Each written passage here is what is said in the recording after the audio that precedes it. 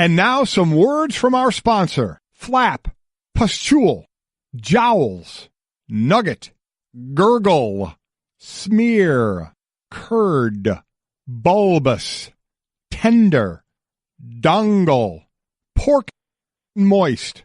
Whether you're a construction worker, warehouse worker, or frankly a radio host, if you hear certain words on the job site, work can be uncomfortable. So at least get work gear that's comfortable. Timberland Pro work shirts, pants, and boots. Head to toe. Timberland Pro, not uncomfortable.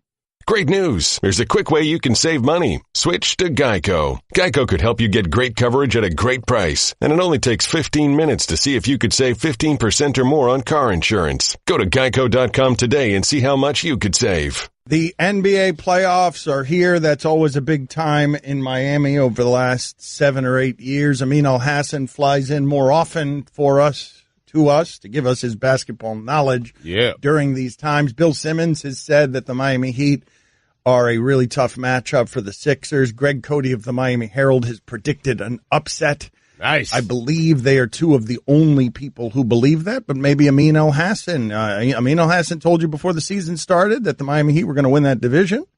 I did. And you believe the Miami Heat match up well with the Sixers? I do. All right.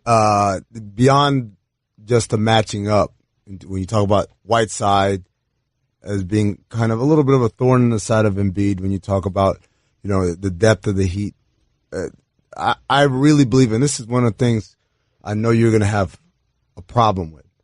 I really believe that it's hard for young teams to walk into a playoff situation and be able to produce because there's just so many sensations that they're experiencing for the very first time. It's a local out, right? It's like having sex for your first time. No one's awesome at it. And if you are, then God bless you. But no one's awesome at sex for the first time? The first time you walk in, No. You going, really? Put it on the poll. No, Mike is not raising his finger because he's saying he was great at sex the first No, I was time. very bad. Yep. He is saying put it on the poll. I was awful, and I'm still bad. Still haven't improved, really. Yeah, I was scared.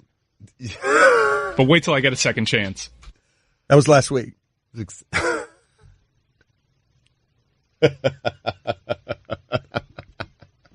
So scared. So, anyway, the Miami Heat, you believe, because this would be the arguments, and I'm going to become the urinator here. I like these people. I like this team. I like this city. Right.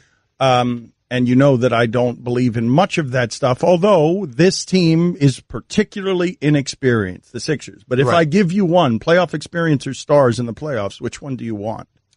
Well, I mean, it depends on what kind of what's my barometer for If success. I give you playoff experience or a team that's been as better as the Sixers have been than the Heat have been over the course of the regular season, you're which one of those things do you want? Do you want experience or do you want Joel Embiid and Ben Simmons? I'm not saying it's irrelevant. I'm saying, or do you want matchups? That's a good answer. That if you don't want to go to intangibles, do you prefer the matchups that the Sixers that the Heat have against the Sixers? I'm guessing Amin's going to say matchups are the most important thing. But the Heat, you could say the same thing about the Heat, right? Like they don't have a ton of playoff experience either. Oh no, I would disagree. I think you look up and down that roster. Here's the thing, Stugotz. People think that if you got to go to the finals to have playoff experience. It's not that. For a team that's never been in the playoffs, these are things that are going through your mind. First of all, particularly you had a really good regular season, which is based off of one hits, right? One shots. I played you tonight, and then it's all into the next one, right? I didn't spend a week trying to prep for you.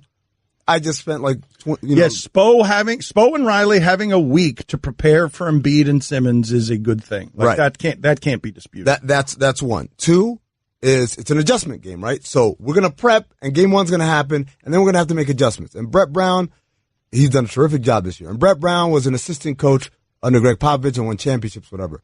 But the adjustment making in game and between games, he's never done that. He's never been in this situation. And they say the hardest, this is going to sound terrible, the hardest 6 inches in basketball is moving from here to here, which is the assistant coach becoming the head coach. I know what it sounds Mike, like. 6 inches are so hard right now.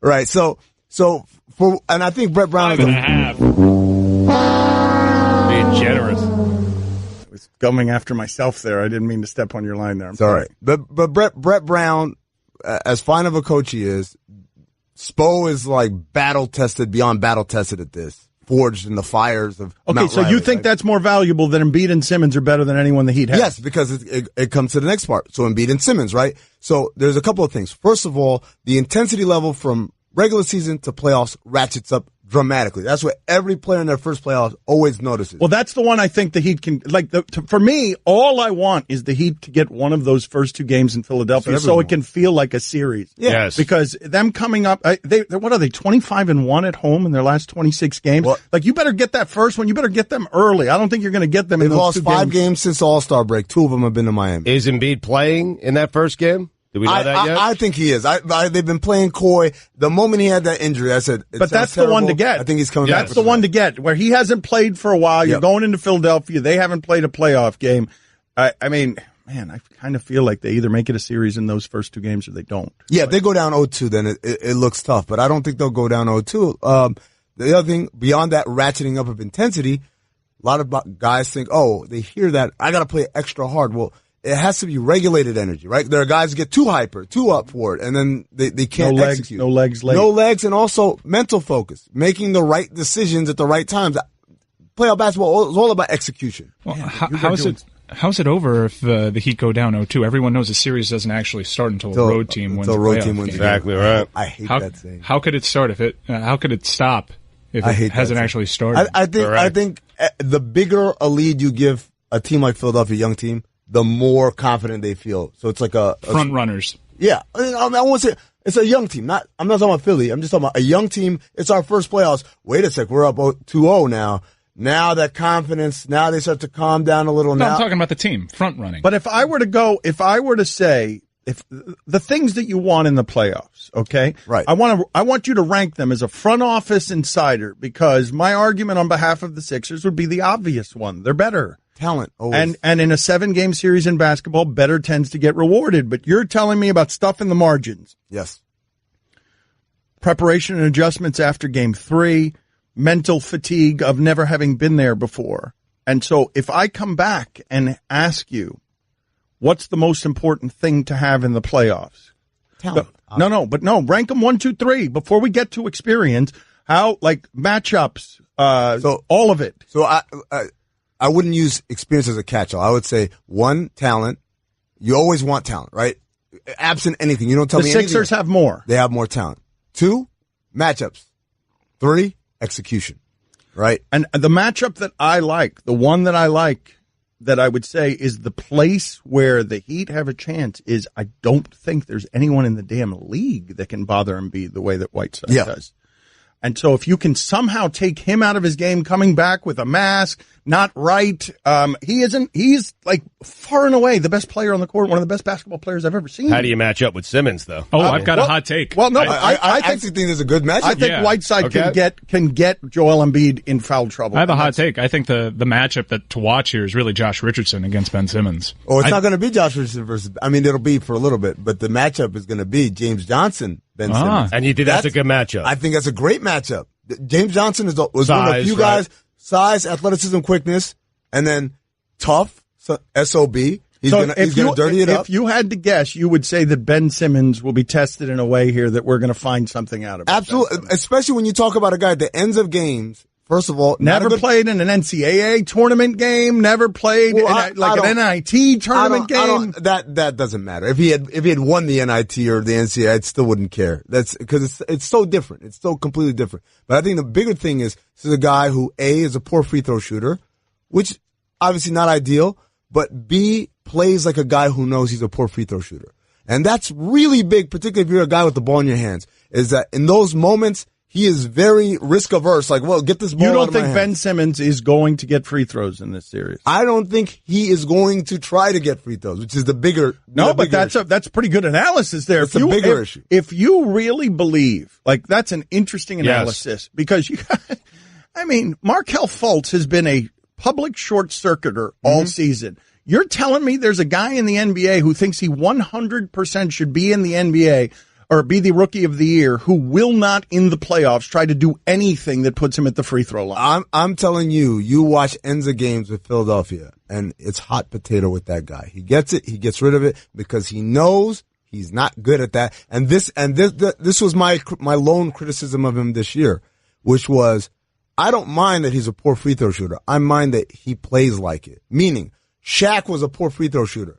But at the end of the game, he still wanted the ball because even if he misses these 2 free throws, that's another foul, team foul. So now they're in the penalty. We're getting to the free throw line on every touch foul. 2, people are fouling out or getting in foul trouble trying to guard me. And 3, just because I missed the free throws doesn't mean we're not going to grab this rebound and try and do it again, right? And so I think it's the key. It's the same thing as like Ricky Rubio being a poor shooter.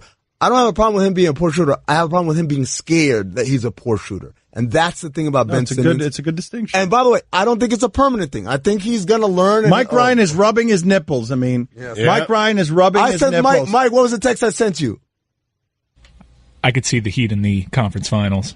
Uh-oh. Because the matchups are so crazy, and that's Wait a minute. Has that been a public proclamation, or is it something you were just brave enough to text to Mike? I was just brave enough. You could see them in the conference final. Was a text you sent, and now you just name drop that text as if it means something. What did I text you, Mike Ryan? I also texted George Sedano, for what it's worth. So there are 2 people who've received that text. I like this game, though. I could see the Sixers in the Eastern Conference Finals. I could see it. I could see the Sixers in the finals. Whoa! Yes! Oh, my God! I texted that to Chris Cody the other day. Next, you're holding up the line, ma'am. What did you say? You're next in line for the water slide, ma'am. Feet forward and enjoy the ride. Okay, dearie, this does look fun. Whee! You melted me. I've melted. The Wicked Witch of the West on a water slide? Surprising. What's not surprising? How much you could save by switching to Geico. See what you've done. Oh! Geico. 15 minutes could save you 15% or more. Don Batard. Amin Elhassan just tweeted that Goran Dragic is a top 5 point guard in the league. Stugotz. Amin Elhassan just tweeted that Goran Dragic is a top 5 point guard in the league. This is the Don Batard show with the Stugotz on the ticket. All right, Amin. We don't have you in often, especially during Heat playoffs. Yeah. So this is a local hour segment. And you and I, we're just going to geek out over Heat playoff basketball. I got a lot of questions, and you're the one to answer them. Okay? I'm ready. I don't like how we're talking about this series so far. Why not? Which is, how are we going to stop Embiid? Who's going to stop Embiid? Who's going to stop Simmons? Because I think the Miami Heat have something that the Sixers are going to have trouble stopping. What's that? I think there's a key mismatch in this series that benefits the Miami Heat, and it's Goran Dragic, actually. I think that's a very tough matchup for the Philadelphia 76ers.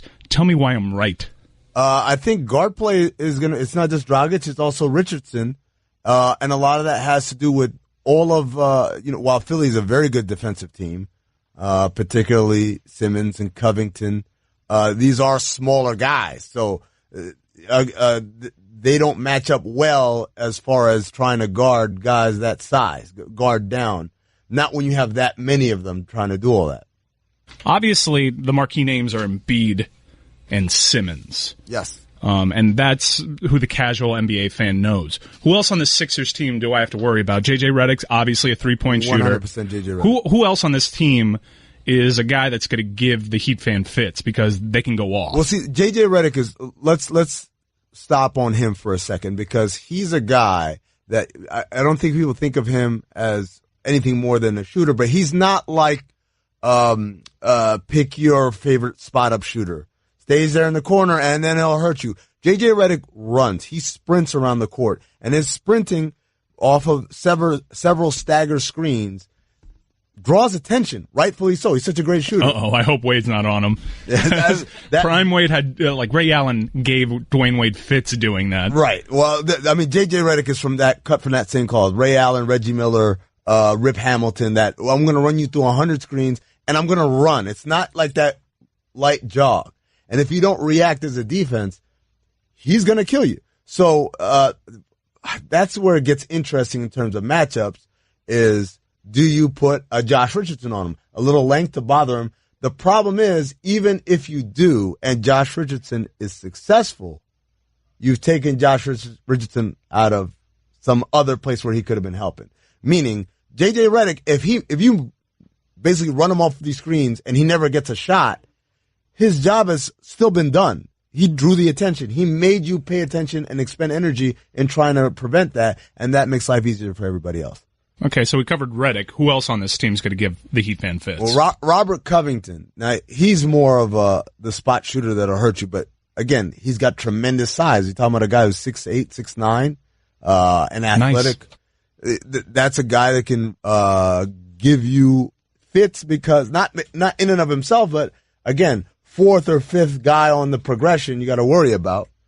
What's up, man? Chilling, bro. You good? What's up, Dominic? Oh, you're good. There you go. Appreciate it. You look good. I'm trying, man. I'm trying to get on your level. Good luck. That was Dominic Foxworth, everybody. Continue about the 6'8", 6'9", Scott Covington. Robert Covington. Did I call him Scott Covington? Scott Covington. Former Miami Hurricanes quarterback. Wow, that's fine. That's why I did that. Okay. I will pay the $2, even though that's not my fine. By the way, Scott Covington, one of the more disastrous Monday Night Football starts you'll ever see. Wow. Google this. I feel like we got to pause for the cause right now and actually Google it. Well, nothing really throws you off quite like a Dominic Foxworth. And I was thrown off before because Stugotz came in here and brought Dominic Foxworth in and just sort of like, while I was on the air, waved sausage fingers. Is it okay if Dominic Foxworth goes in there? And I thought we were going to do a bit where Dominique just comes in and chimes in and does this Heat segment with us. But no, he was just looking for something and it totally threw everybody off. It still ended up as a bit, though. A bad one. Yeah. A bad one. Look, hey, man. You never said we're going to have a good bit here. The more I think about it, that was incredibly rude of Stugotz because that's not a plan at all. Radio professional. What's the, what was the sense of urgency for that charger, by the way? Right. You know? It could have waited a couple minutes. Yeah, we got a break coming up here. While we geek out here on Heat basketball. Yeah. What else do you want to know? Okay. More Philadelphia questions? Yes, I have a little bit more Philadelphia questions before I get to... TJ McConnell. Scrappy. He's everything you think of white point guards. Yeah. Every single thing. Scrappy, gritty, a competitor, a gym rat. Is he a flopper? Okay, well then that's not everything. All right. Is flopper? Wait, hold on. Is flopper a particularly white trait? White basketball player trait? For the gritty white guy that does all those other things? No, yeah. I wouldn't say flopper. Really? No. Deli flops? No, I mean, but no. Deli is like the patron saint. Yeah. That's like saying, well, Jesus flopped. Well, we can't be Jesus, Mike. Can I be one of the apostles? No. I don't think flopping is ethnicity specific. Well, some of the best floppers in our league are black. Really? Yeah. I mean, in the early days, it was always put on the European. Euro. It was a very Euro. Thing, and then and then the NBA players sort of adjusted. Kind of like the Beatles invasion, right? Like you come over and then all of a sudden everyone's got the same haircut and singing the same kind of music. I think of the great floppers in our league right now: Chris Paul, Marcus Smart. Hey, this dude, by the way, let me see if you can guess. He's playing in this series, Sixers Heat. Tremendous flopper. One of the best. Dwayne Wade? No. Although he was at one point. Better than Dwayne Wade. He wasn't. Right now. No, those are all real. Joel Embiid. Joel Embiid. That guy's an amazing flopper. And what I like about Joel Embiid and his flopping more than anybody else is that when he does it and he gets the call, he will openly smile and let you know, got him again. D-Wade used to do that stuff too. I love the guys who acknowledge what they've just done. I don't like the guys that kind of just clap their hands and look furious. Like, that's right, I played great defense and he had to hit me to get by me. I like the guys that ham it up. Before we move on to the Heat, we've been doing tangible stuff, and we covered the intangible a little bit, but I'm a big culture guy, as you know. Yeah. What sort of stock, if any, do you put in the fact that these two teams matching up, one team's culture is about, we've been there, we've been through the wars, we've been through the struggle, individually, even when we were away from this organization rescued us, and it's all about grit and believing that you can. Second chance. Second chance you, basically. Yeah, as opposed to a team whose whole organizational philosophy appears to be just, we're due. Yeah. That's a great way to put it. That is a great way to put it. Like the idea that the process is in essence, if you wait long enough, it'll happen. Right. I the intangible culture zealot in me, right, just sees Philadelphia as a team that just thinks this W is coming their way because it's destiny. And this Miami Heat team is going to make you earn it. And I know that's cliche, and that's fan talk, and that's all the stuff that we want to believe, but I believe it to be really true in this instance. Well, I think, see, this is the problem, and I've been on last couple of days talking about this. When you say veteran experience and veteran leadership and stuff like that, it has a bad connotation because it's basically a catch-all of, I don't know how to describe it, so I'm just going to pin it on their vets, right? So what I've been trying to do is do a better job of explaining what that means, what exactly that means, right? That difference between Philadelphia and Miami, why you think Miami's grit and culture can do it. It's because of the attention to detail and the execution. And that's what the playoffs is all about. It's all about incredibly detailed scouting reports that players can absorb, because Brett Brown and his staff can come out with an encyclopedia. But if you got 20 and 21-year-old dudes who are like, man, what this thing got no all-stars, I'm not reading this encyclopedia. I'm just going to go out here and play basketball. It's kind of like what LeBron went through. Obviously LeBron, immensely talented and been to the finals with 4 bums and 6 other bums on the bench and all that. But think about him being around, Shane Battier and how that changed his approach to basketball in general and the playoffs, particularly. That's what I'm talking. That's exactly what I'm talking about there. 2002 with the St. Louis Rams, Scott Covington, 2 for 5 for 7 yards, and then he was pulled from the game. Wait, he started the game? Yeah, I told you, one of the worst Monday Night Football starts ever. Two sacks. Yeah, he was pulled any for... INTs? No. He wasn't given the opportunity. He was just generally ineffective. They just knew. Yeah, if you were watching that game, as I was, as a huge Scott Covington fan, you knew this guy didn't have the goods. One career start. That was his one opportunity. That was it. Yep. That makes the Andre Ingram story that much more important. Oh, we're going to get into Andre Ingram during the national show. Okay. All right, so we've covered the intangible, the culture stuff, the Sixers, a little of what Miami can do on offense with Goran Dragic. Let's address the elephant in the room, because you sort of been on record. Some paint you, unfairly, I might add, as an anti-D Wade guy when it comes to the flow of this offense. Is he going to get in the way, or is he going to be valuable, know his role, and be the guy that he was during the regular season against Philadelphia, which is this guy straight up won you a game? He did. Not necessarily on the best possession, but again, you earn that right? When you've been Dwayne Wade and you've done it that many times, you earn the right to go through that, even as I don't think that's the greatest play calling. I think this is Eric Spoelstra's Achilles heel, right?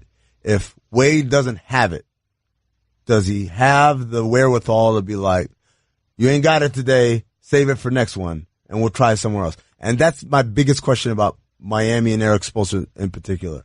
Are they too attached to memories of years past to be able to make the hard decision when it shouldn't even be that hard? But again, I think there's a value in having a guy like Dwayne Wade who's been in those situations in a playoff scenario, because I think we'll see Philadelphia have issues with the close games. I think Philadelphia's only chance of winning this series is they have to out-talent the hell out of Miami. Like, these got to be 15-point blowouts. They can't be nip-and-tuck games. Well, what you're saying, as a Heat fan, I feel good about because of what you mentioned about Ben Simmons and him getting tight because he doesn't want to go to the line. Now, Dan mentioned he may not be going to the line a lot. No, I think he might be going to the line plenty, just not of his own volition. Right.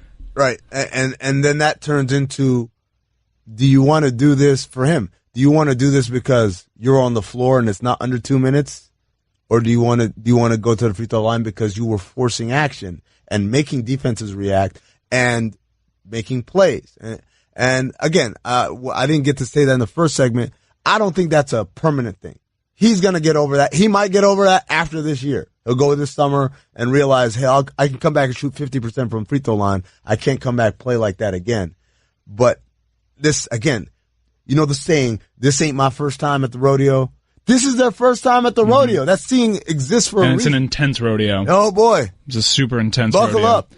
One thing before we get to Matt Iceman and Akbar Kabajabiamila from American Ninja Warrior. Well done. Huh? I remember KGB, his brother in the NFL. Not so much Akbar, even though I know he played. He's going to be joining us because a lot of us are going to be doing this American Ninja Warrior course. Real quick. How many? Well, that's up for debate. We'll get into that. Chris Cody has just bailed on us, by the way. Real quick, a couple things that I've seen with the Heat lately that I wonder if you've realized. It kind of feels like Justice Winslow has taken a step. He's getting to the rim with relative ease. His touch has improved a little bit, but that's not saying much. And James Johnson initiating the offense late in games. That seems to be back, whereas he was really struggling in the early part of the season. Okay, so Winslow, the problem has never been getting to the rim. The problem is his finishing is just subpar, to say the least. And it'll take a while for me to feel like that's gotten better. Even a couple of hot streaks here and there, I'm still not sold. As far as James Johnson goes, I thought early in the year, particularly in that stretch where they were losing those last possession games over and over again, I think he was overworked. And adding Wade and kind of Richardson coming back because he had that little rough spot, I think that's helped relieve the stress off of him. All right, so Heat in 5? Heat in 6. Dan Le Batard. You really are of the impression that all of South Florida and good parts of America are huddled around their transistor radio just to hear your opinion on things, aren't you? Yes, in Europe, too. Stugotz. Don't listen to anything Stugotz says. This is the Dan Le Batard Show with the Stugotz on the ticket. The host of American Ninja Warrior. And we're going to be taping at Bayfront Park tonight and tomorrow night. For tickets and more information, visit on-camera-audiences.com. They're going to join us right now in the Orion Fuel and Downstairs Convenience Store guest line. They are truly steps beyond convenient. Someone's going to get hurt.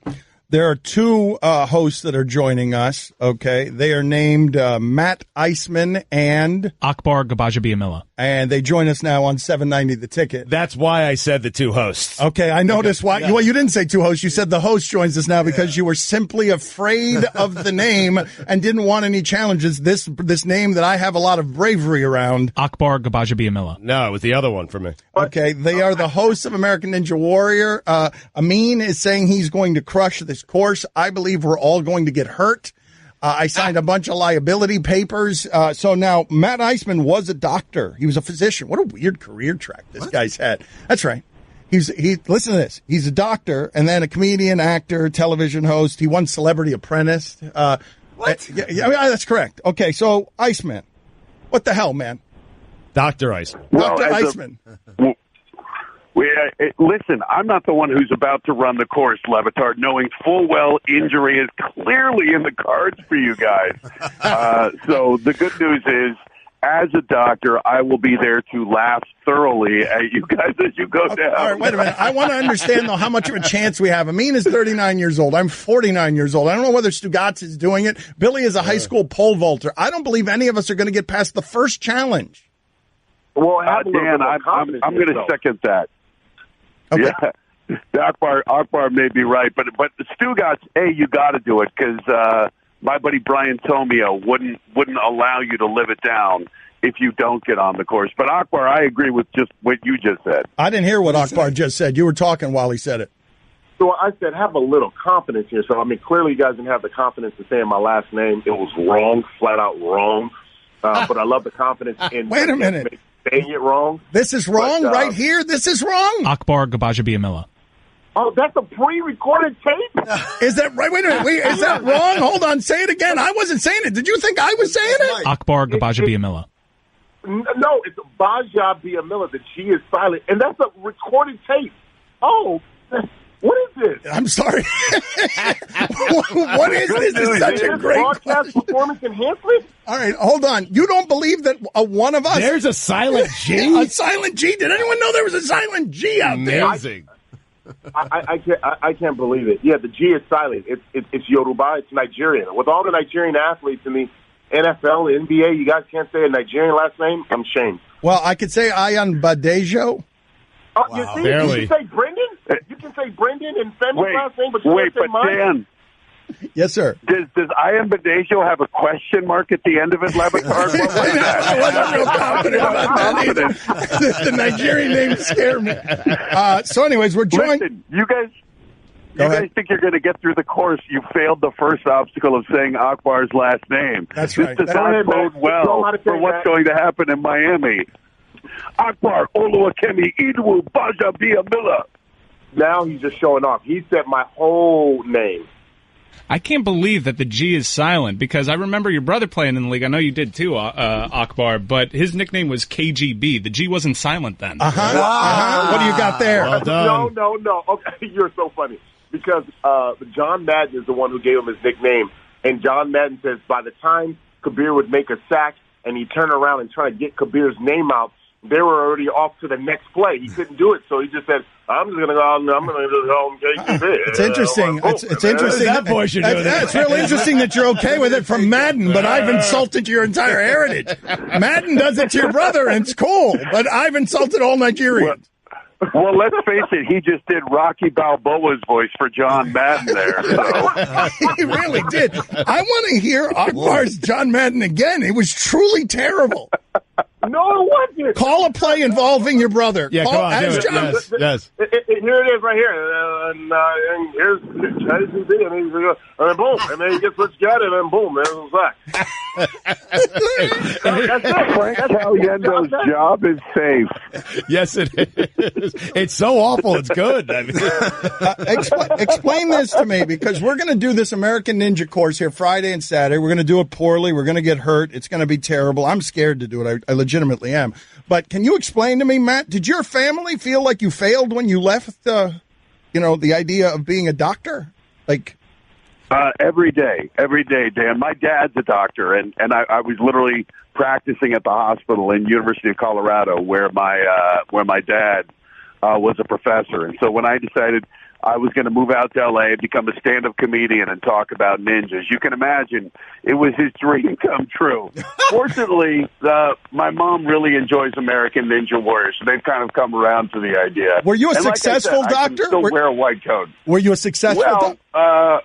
Due to the lawsuits, I can't really comment on it, but I was doing okay. But my heart wasn't in it, and I decided, it'll be a lot more fun, was rather than the certainty and respect of being a doctor, it would be becoming a stand-up comedian, because women always say they love a man with humor. That's why I'm single to this day. Wait, Jesus Christ, you were a doctor with your heart wasn't in it?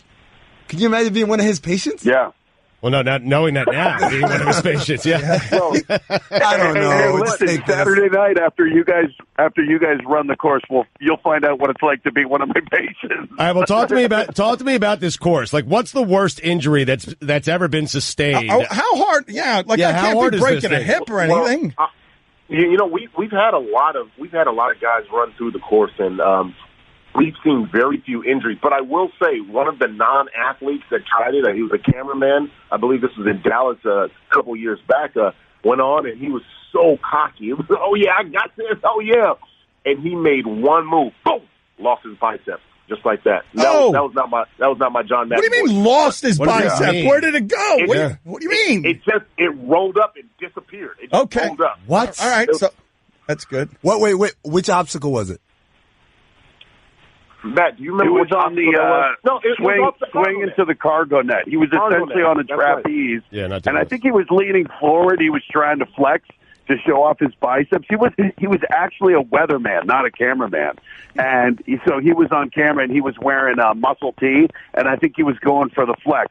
Now, this is a mistake. Batard, I don't see it out of you. I am going to make the same mistake. I can see a little cockiness on the field. I can see a little cockiness out of Amin. That would be great. The best case scenario for us is an Amin injury where he's preening. That's the best case scenario for us. I think Amin has the best chance. I think Amin has the best chance. You're buying into the cockiness. He did the same thing. He said he could beat everyone in here in a race. He lost a fat Chris. Get out of here. I think I had it going like this. I got Amin going first. Yes. Then I have Stugotz. And Dan, I'm not hating on you. I doubt that you'll even get through the floating steps. Floating steps. I'm scared of I'm scared of the floating steps. Floating steps I think it's a conquering. I think I win if I get past the floating steps. The first floating steps, the easy part of the course. I like this. You're giving yourself a handicap, Dan. I like that. Matt, I got no shot. Whatever your second thing is, if it's raise your arms over your head and hang from something, I'm going to fall down. I have a feeling I'm starting to sense actually Dan is sandbagging here. I think he's been training. You're right. I'm a professional gymnast. I think Lebatard's going to come up, tear off his shirt, show off a six-pack, and destroy the entire course. Hold on a second, guys. Have either of you ever done the course? Yeah. Well, Matt, we're talking a big game, man. May 24th. Right. So for me, I don't want to boost your confidence here, guys. Right. I shattered my foot 2 years ago and sprained my ankle last week. So don't go by me, though. I'm an exception. You guys are going to be healthy. I was there for both of them. And Matt was pretty amazing in doing those injuries. That's the one thing he absolutely did. All right, congratulations, Iceman. You're a real tough guy. So how about you, Iceman? Akbar? How did you do it? That's fine. How did you do it? Well, for the very first time, no, I didn't tear anything. But actually, I kind of did. But for the very first time, I'm going to be running the course on May 24th on Red Nose Day. So that's going to be pretty big. We have a celebrity ninja warrior. And I thought, you know what? Let me throw my name into the hat. And I thought the producer was going to be like, nah, Akbar, we can't. We want you to host. And they go, yeah, sure. And so I go out and do it. And let me tell you something. I'm not even going to lie to you. I was afraid. I played in front of hundreds of thousands of people. I've done the whole thing, bright lights, and I was so nervous. And even in I am going to give a spoiler here, though. Okay, I'm going to give a spoiler. Here's the one spoiler.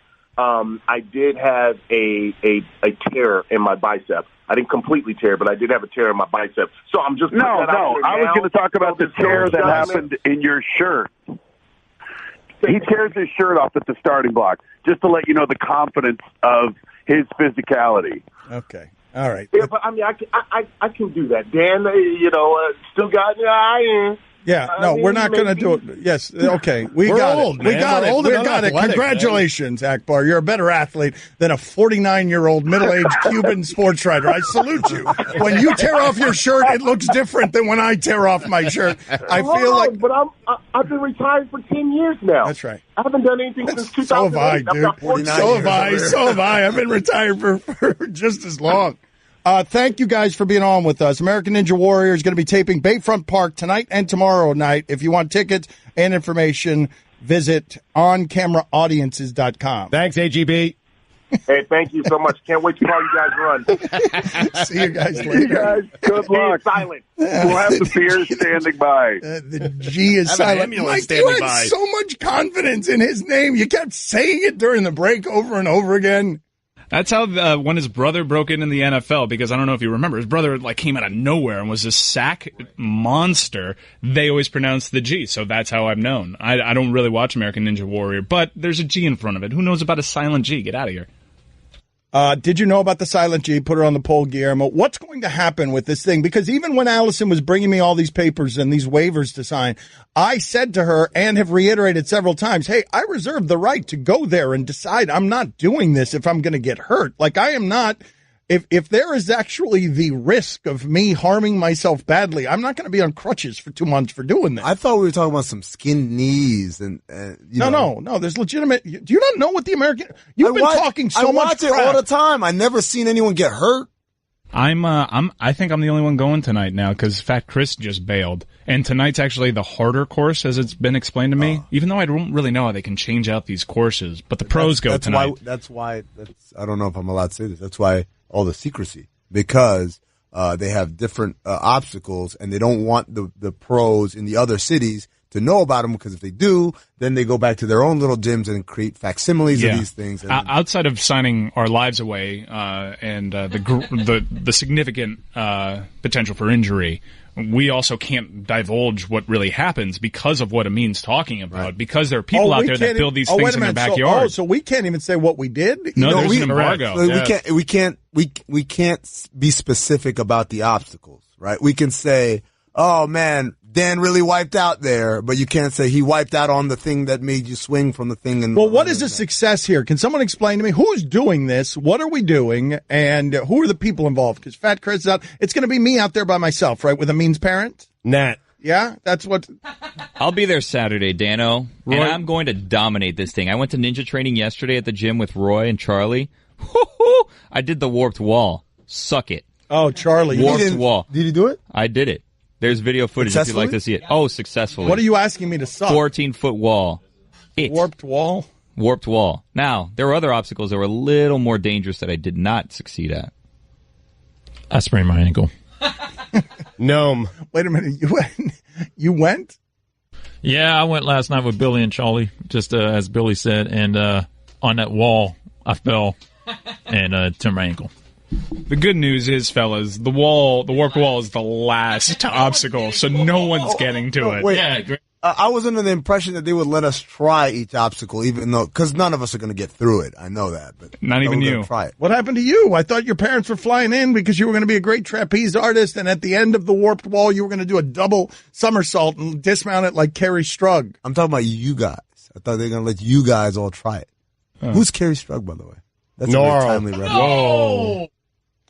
Well, it's a gymnast. It's a gymnast that had a famous American. She broke her ankle, right? Dismount. And jumped into Bella Crowley's arms. That's before we got all that information about, all that stuff that made it vastly less quaint involving Bella and, just generally the dirtiness of young girls' gymnastics. When you break your ankle, you got to go see the doctor. Is there any particular reason that after all these years you still don't know how to talk into the microphone? It's weird. It's sort of his deal now. That's my thing. It's his theater of the mind. A line. You're just sort of bored, indifferent. I thought your thing was talking trash about events that you were going to fail at. I thought that was your thing. I can have more than one thing, Dan. Well, can you give us 30 seconds on this thing? Trailing away from the mic is super in, dude. By the way, you see those blue jackets? Same old Caps, brother. I don't love that character. Hey, it's me, dude. Hockey surfer dude that stands even further away from the mic. Totally different dude, by the way. Caps suck. Whoa! The sunglasses bring a whole different vibe to this now. I do. I think you should be the guy without sunglasses when you're close to the mic, and the guy. The audience has no idea I'm wearing sunglasses. I know. Theater They will. of the mind. They will soon. That's right. The audience has no idea that you're wearing sunglasses, but Amin was away from the mic while delivering it. Kenny G.